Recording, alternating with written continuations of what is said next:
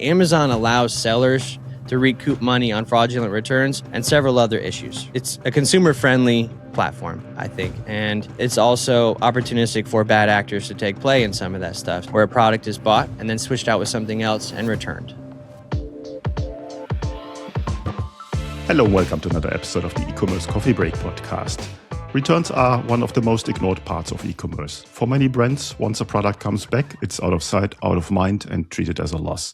But that mindset could be costing you real money. Today, we're breaking down what really happens to your returned inventory, what revenue gets lost, and how smart brands turn returns into a recovery channel. Joining me today is Sass. He's the founder and CEO of Axiom Return Solutions. He helps Amazon sellers and DTC brands take control of their returns, recover lost revenue, and gain full visibility into every unit. JD, great to have you on the show. Klaus, great to be here. I appreciate it. Let's start. How do brands see returns as a cost? That is a problem, but how? But why? Yeah, so a lot of what I hear brands saying on the front end is they're usually assuming a return rate. And a lot of brands aren't even assuming a recovery potential for that return rate. They're writing it off as a loss, or they're baking it in on the front end to a landed cost of goods on the product. So I work with a lot of Amazon sellers. It's just assumed. So whatever their landed cost of goods is, if they assume a 10% return rate, that's typically baked in on the front end. Sometimes is written off as like marketing, for example, right? But blanket, for the most part, I can't say for everyone, but disposal is just assumed. They're just writing it off as a loss and filling that in where they need to, but they're assuming a return rate. They're expecting to take a hit. And there's not a lot of providers out there that show, hey, there's an opportunity to actually recover revenue on this and also get a whole bunch of data to drive decision-making processes on the front end. Mm-hmm. We want to dive deep into this topic today. But before we get started to go into the details, I want to know what really happens to a product after customer clicks return. Yeah. So, I'll keep it with Amazon, I guess. If you purchase an item from Amazon, comes to your house, you don't like it, you return it. Oftentimes, customers get refunded before an item, right? If you take it back to a UPS, for example, a customer, you're refunded before it ever leaves the UPS, right? It goes to an Amazon fulfillment center, a return center, and from there, Amazon will say it's either can be sold again or not sold again. So the item, if it can't be sold again, gets removed to a returns address, a facility like ours, where it is then inspected, graded, and somewhere around half of what we receive as unsellable, for example, is brand new. And so we're able to reintegrate that inventory right back into Amazon. Mm-hmm. I think a lot of brands, as you said, they just do the calculation and do a write-off there, but there's a lot of money to be made. And I want to find out, that's not necessarily only sending it back, but where do sellers lose money in that process? I think maybe a lot more than they anticipate, right? Then it's just simply an item that they're writing off and throwing away. What that item does is displays a lot of information, right? So again, I'll keep it in the Amazon world. So if you choose to dispose of an item in Amazon versus remove the item from Amazon's fulfillment center and bring it back to you internally or a return center like us, the cost is the same.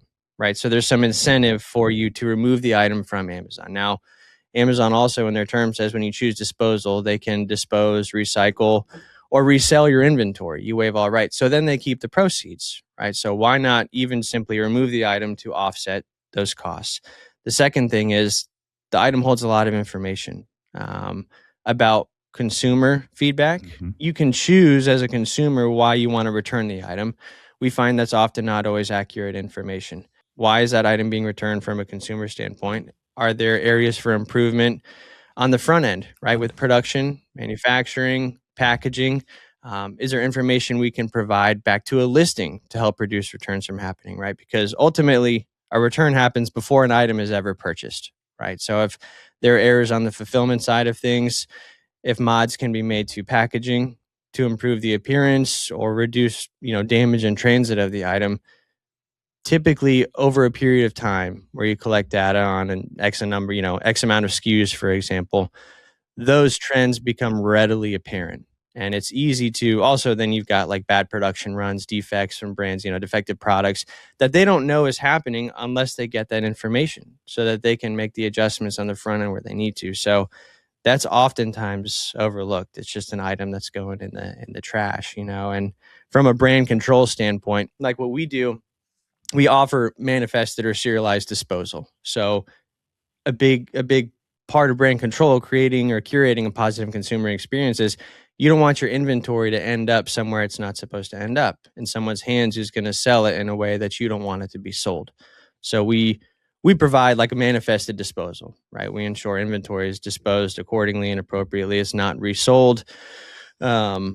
And that's okay. I don't advocate for disposal, but at the end of the day, if you buy a product and it's defective or it comes as counterfeit, the bad review doesn't go necessarily on the seller, right? It's with the brand. If I get a bad pair of Nike shoes, it doesn't matter. I don't even know who I bought it from, right? For the most part. So there's a lot that goes on the back end. I think it's just been overlooked for a long time.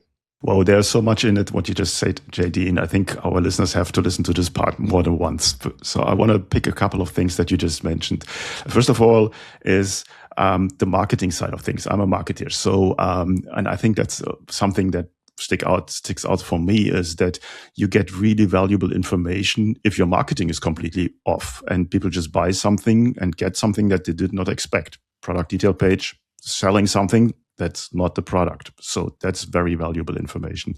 Then also coming back from the production side of things, also very valuable. I did drop shipping for, 7, 8 years or something like that. Most of the products I sold, I never saw.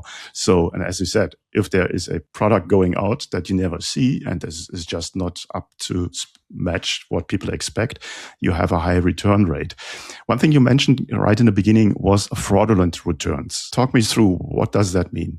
Yeah. So pretty simple. Like if I purchase an item on Amazon, or someone purchases an item on Amazon, let's say it's a pair of Nike tennis shoes, and then returns a pair of, flip-flops from the 80s or whatever it might be, right? If you don't have someone physically inspecting that inventory, Amazon allows sellers to recoup money on fraudulent returns and several other issues, right? So Amazon's, it's a consumer-friendly platform, I think, and it's also opportunistic for bad actors to take play in some of that stuff. Some high category targets are like your electronics, shoes are a big one, where a product is bought and then switched out with something else and returned. Okay. And electronics make it easy because oftentimes, or tools, for example, there are serial numbers on the item and then on the box. And so if the serial numbers don't match up, that can be classified as a fraudulent return. So we take pictures of the product, the packing slip, some other information, upload that to Amazon and Seller Central for our clients, and they get reimbursed for that item. What I see a lot of too is your Amazon will just return the wrong item. Maybe we're expecting to receive like a $20 eyeliner, and we got a $200 pair of Asics brand new shoes, right? That we don't expect that to be a fraudulent return. There was just an error in removal. And oftentimes too, we're expecting to receive, let's call it 100 units from a brand. We're expecting 100 units. We only got 95. We're missing some units, so they were shorted or lost in transit, and we're able to file claims on that inventory as well. Likewise, if you buy a set of 5 forks and only return 3 of them, we get money back. And so Amazon allows sellers to capitalize on that. Somewhere between, depending on the category, 8 to 12% of what we receive, we can file any one of those claims on. So brands who do not have this system set up internally, and I don't know many other, if any other providers that are actually doing this at scale, filing these types of claims, taking pictures and uploading those cases into Seller Central. It's a significant revenue driver, right? You're then able to get all this information. And if, let's call it 40 to 50% of the inventory can be reintegrated again back as new. So now you're reintegrating inventory, you're keeping it out of the landfill, right? You're filing claims on these fraudulent returns or missing units. You're capturing data at a SKU level that you never had before, where the conversation on the front end is no longer emotional. Let's just throw the stuff away, right? You're now providing data to drive decision-making processes. You're removing emotion from the equation, because when I talk to people, man, it's usually like we're at that point where they're just upset about it, right? It's like, what can you guys help me? I don't know what we're doing. There's been a truck or two, 20, 30 pallets sitting in storage for a couple years. Like the prep center's not doing anything with it. And no fault to the 3PLs or prep center. It's a separate business. We learned. We tried doing both. It didn't work. We just stuck with one thing.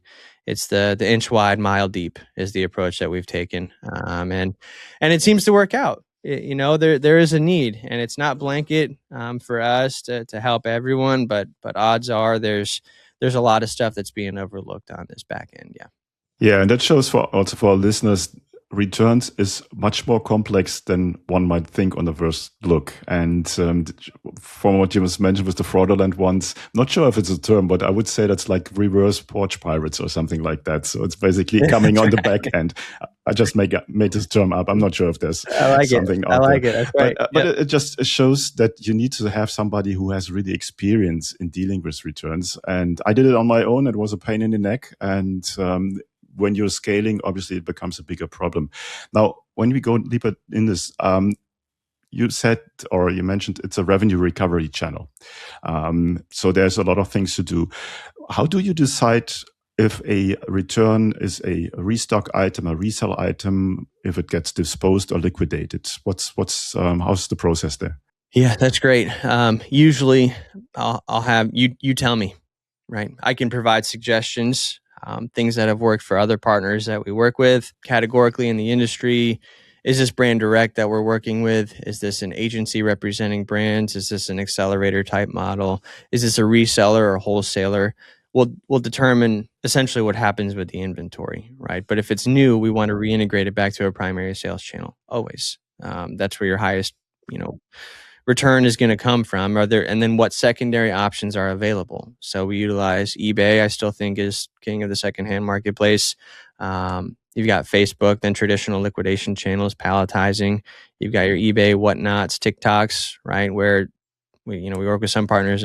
Their warehouses are just people streaming all day long, selling secondhand, items that don't need to go into the landfill.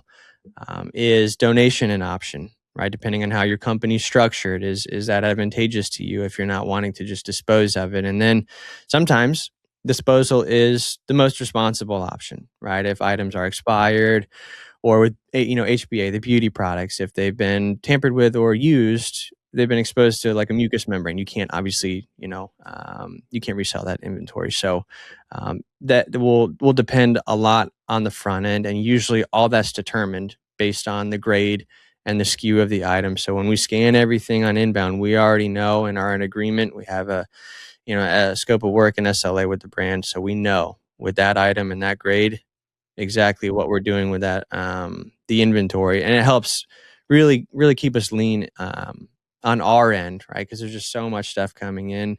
And if you don't have that in place, then, we started that way. It didn't work out. You really have to have systems and processes in place for the inventory, and oftentimes it's coming up with it together with a brand because and some very large household name brands don't have solutions in place, right? That we've come up with them together. What will be the best route for the inventory, the highest potential of recovery, allowing to continue to curate a positive consumer experience. D2C, is there like a discount on your website direct channel, right? Are you interested in capitalizing on a secondary consumer offering a discount on these products? So then next time, maybe they buy new from you, right? So there's a lot of avenues to explore. I say roughly around 6 with us. But again, ultimately it's up to the brand and what they want to do with that inventory. Yeah, you mentioned, I think it has to do a lot with providing the right service quality and retention. If even a return can create a good customer who buys more from you. If the experience is great, they will buy probably more, even if the first delivery was not right. Could you share some success stories or case studies of business that you have worked with and what kind of results they saw? Yeah, absolutely. We just did one with a Halloween costume company. So they sell to large brick and mortar stores. They also sell a whole bunch on Amazon and D2C, but just Halloween costumes, just like you'd go and buy from any store. They come in clear packaging with a cardboard insert that shows a picture of the costume. With us, we did a pilot with them over a couple thousand units. And what we received, what was called as unsellable inventory in Amazon, has to be removed. So of the inventory that was called unsellable, almost 84% could be reintegrated as brand new. Almost 60% of that number is brand new, could go right back into Amazon.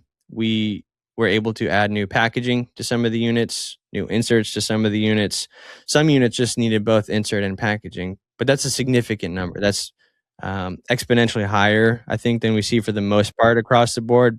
But there are opportunities like that exist. And not only that, with the reimbursement claims like I was talking about, you're able to add images to the listing pages. That allows you to increase the potential to recover revenue. If a customer returns an item missing a piece, let's say the costume had a hairnet, right? It's a piece that goes on your head. It comes with a hairnet. Someone buys the item and then wears it for a weekend and returns it, right? Which is unfortunate because in Amazon's terms, it's like that with shoes. If they use the shoes and return them, it's I think last time I checked, it's fairly black and white. There's no, you just have to eat that, right? Use a secondary channel to recover. They're not going to reimburse you. But if it comes back missing pieces, if that hair piece comes back missing the net or a mask or whatever it might be, then you can file a reimbursement claim. But if you don't have the proper documentation on your listing and you're not documenting properly on the back end with the photographs and the supporting docs that you provide, then you can't capitalize on that opportunity. So we help tweak or provide suggestions to do a lot of that.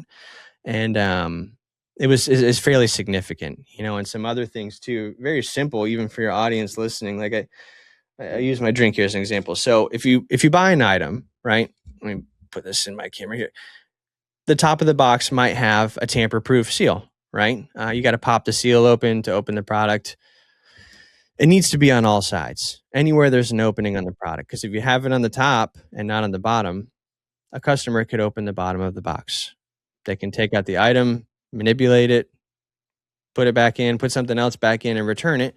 This comes back to Amazon. Amazon sees that the tamper-proof seal is still intact, so they call it new. So then it gets resold to another customer. Another customer gets this item that's been used. They're upset, right? They leave a bad review. The bad review goes to the brand. They don't, Amazon doesn't, right? They don't know, and it's no one's really no one's fault.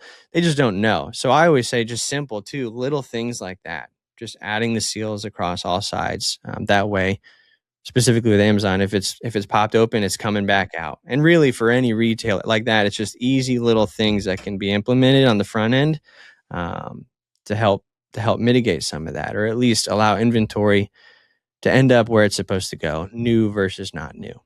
Yeah.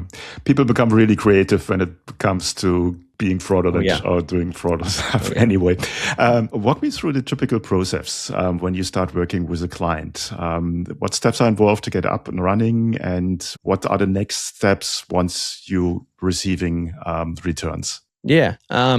So really the first part is we hop on a call. I want to know if one, are we a good fit for you, and are you a good fit for us? Because at the end of the day, we want to provide value and be of service. And I don't want to be a part of wasting anyone's time, energy, money, or resources. If we can't help, maybe I know someone who can. And I'm happy, I do often, not often, but I do refer to competitors in the space. I think the ocean is plenty big. And if there's someone else that can provide value, then that's what we want to do. But really, are we a good fit, right? Onboarding is really simple with us. It's just changing your return or removal addresses, and we just have to agree upon what the scope of work looks like for your inventory. What is your inventory? We become the return address. We receive items based on however you want us to inspect them. We will do that, scan them on inbound, grade them, reintegrate. It's fairly automated. We'll reintegrate inventory back to a primary sales channel. We'll forward it downstream to another facility.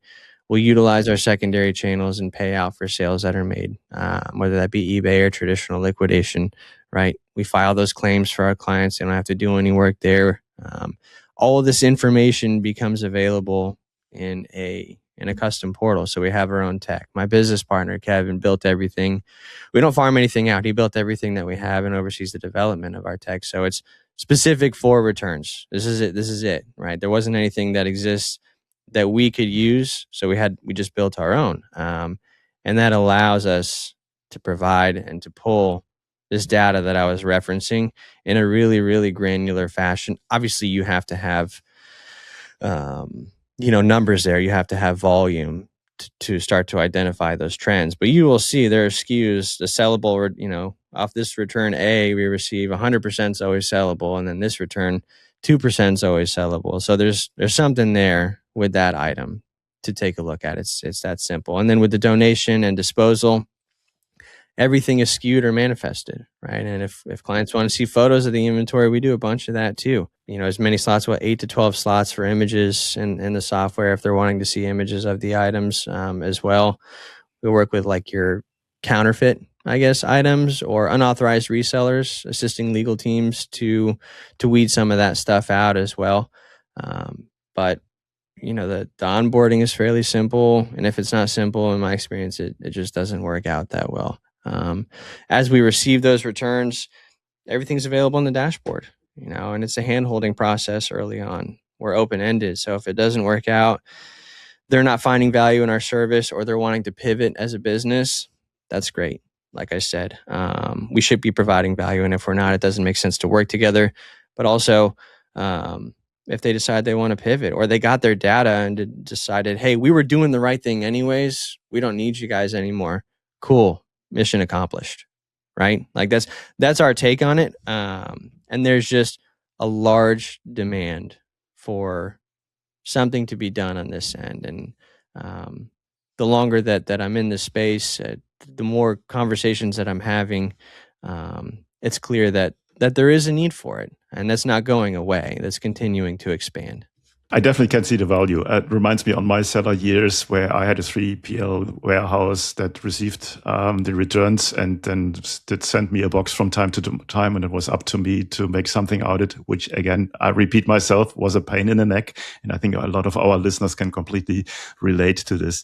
Let's talk about pricing. How do you charge for your services? Yeah, cool. I'll give you some boilerplate. So traditionally, there's just two models. So I'll charge on inbound. I'll charge for any rework, refurbishment, repackaging, and then an outbound fee. I charge commission on successful claims. So maybe it's, let's call it $2 on inbound to receive, scan, inspect, grade, SKU, and then store. Starts at 25 cents a unit for any like refurbishment, repackaging, adding new inserts or pieces. And then maybe $2 on outbound to go back to Amazon or forward to a downstream facility. This is just fairly boilerplate. It goes up and down from there. If I get your money back on a fraudulent return, I'll charge 20%. I also operate on pure consignment models or commission-based models, you'd say, where we split maybe on sales made on eBay, or more importantly, if they just want to remove inventory to us, we will liquidate it and we will split on the liquidation. So that way, if cash is a constraint or a concern, like cash flow, I know a lot of times can be, people don't want to pay for their returns. Like, why would I do that? Right? I already paid all this money to get it in to wherever the primary sales channel might be, and then I had to pay to remove it out, and now you guys want me to pay. There's a bunch of data, and it took us some time to get that shows if you have a 10% return rate, and what if you cut that in half, right? And then what if you're able to reintegrate a bunch of that inventory that was disposal before back into a primary sales channel, and then increase recovery on the secondary channels, right? So it just, there's a conversation to be had there, but like a pure commission or consignment model might be like a 50-50, for example, right? Where you don't pay, we'll take the inventory, liquidate it, sell it, and split commission on that end. So it's pretty simple. It just comes down to the scope of work. So it can vary. How do you want your inventory inspected, and what do you want to do with it at the end of the day? Typically, we don't charge for disposal. I don't charge storage unless you want to store the inventory. We want to get it in and we want to get it out, right? That's the goal. It does no good sitting stale. It's that defeats the purpose. And I flirt with a line of being part of the problem versus the solution, right? So in terms of inventory just sitting, right? We want to keep it moving. We want to make it liquid again. And what's the best way to do that? And can we give you some valuable information along the way to help your business improve? So I think it's a no-brainer, because if you have 10% or more of writing off, that's really lost money. And from what I hear from you, you only can win. And so it's not only a time saver, it's generating revenue that otherwise would be gone. JD, before we come to the end of our coffee break today, is there anything you want to share with our listeners that we haven't covered yet? Yeah. Anyone listening, if you feel like reaching out, I guess I'd say axiomreturnsolutions.com/contact. If you mentioned the coffee break here, happy to do 100 returns for free. Just mention Klaus and your channel here, and I'd be happy to honor that. So would love to talk, man. I really appreciate you inviting me on and letting me be a part of this. JD, that was a great overview about how you can make money from your returns. And I appreciate also the offer for our listeners. I will put all the links and the links to your site in the show notes, and you're just one click away. Thanks so much, and I hope to talk to you soon again. Sounds great, man. I look forward to it. Thank you.